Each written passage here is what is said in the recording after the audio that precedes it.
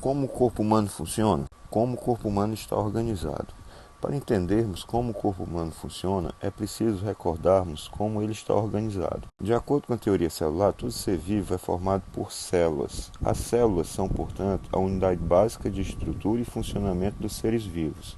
Na maioria dos seres pluricelulares, as células que formam o indivíduo cumprem funções específicas e cada tipo de célula depende de outros tipos para suprir as suas necessidades.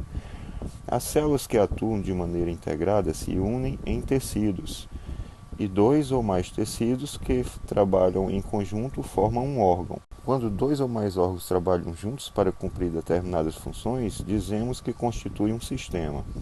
A junção dos diversos sistemas formam o organismo. A origem da palavra organismo tem relação com o termo grego organo, que significa aquilo que funciona por si só. Aí temos uma representação esquemática de níveis de organização do corpo de uma pessoa. O corpo humano é formado por bilhões de células, organizadas em diferentes estruturas. Então você vê aí que a unidade básica da vida é a célula, agrupadas formam o tecido, que agrupados formam o órgão, uma estrutura composta de tecidos diferentes, que se agrupam para formar um sistema, e o sistema forma o organismo, que é o ser vivo. Então, vamos falar sobre os tecidos. No corpo humano, há 4 tipos básicos de tecidos: epitelial, conjuntivo, muscular e nervoso. O tecido epitelial, ou epitélio, é constituído de células justapostas e fortemente unidas, com pouco material ou espaço entre elas. Ele pode ser dividido em epitélio de revestimento e epitélio glandular. O epitélio de revestimento, como o nome sugere, reveste o nosso corpo, externa e internamente.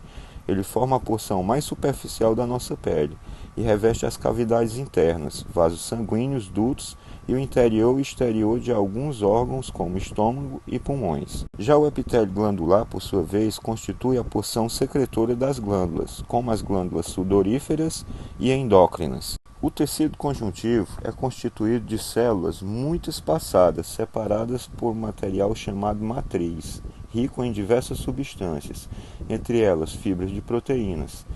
Ele desempenha inúmeras funções: unir, reforçar e sustentar outros tecidos do corpo, proteger e isolar órgãos internos, compartimentalizar estruturas, transportar ou armazenar substâncias. São vários os tipos de tecido conjuntivo. Tecido adiposo: as células desse tecido armazenam gorduras, sendo assim, ele atua como reserva energética, como isolante térmico, reduzindo a perda de calor da pele. Além disso, também atua na sustentação e proteção contra choques mecânicos.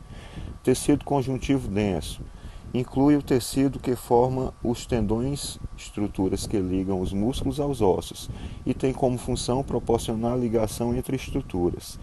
Tecido cartilaginoso: formam as cartilagens, presentes em várias regiões do corpo, nariz, orelha, revestimento de articulações, etc., caracterizadas pela elasticidade e resistência. Tecido ósseo: forma os ossos, cujas funções são sustentação, proteção, armazenamento de substâncias, como cálcio, e movimento quando em associação com os músculos. Tecido sanguíneo: forma o sangue, que tem como funções o transporte de substâncias e a defesa do corpo. Tecido muscular é formado por células alongadas e com capacidade de contração, chamadas fibras musculares. Ele é encarregado dos movimentos, da manutenção da postura corporal e participa da geração de calor. Este tipo de tecido pode ser dividido em muscular não estriado, estriado esquelético e estriado cardíaco. Tecido muscular não estriado, de contração involuntária, presente em vasos sanguíneos, vias respiratórias, estômago, intestino, vesícula biliar e bexiga urinária. Tecido muscular estriado esquelético, de contração voluntária, geralmente conectado aos ossos. Tecido muscular estriado cardíaco, de contração involuntária, presente no coração. O tecido nervoso é formado por neurônios e gliócitos e é especializado na conversão de estímulos vindos do ambiente em impulsos nervosos e na transmissão desses impulsos nervosos até os locais adequados, como o cérebro ou a medula espinhal.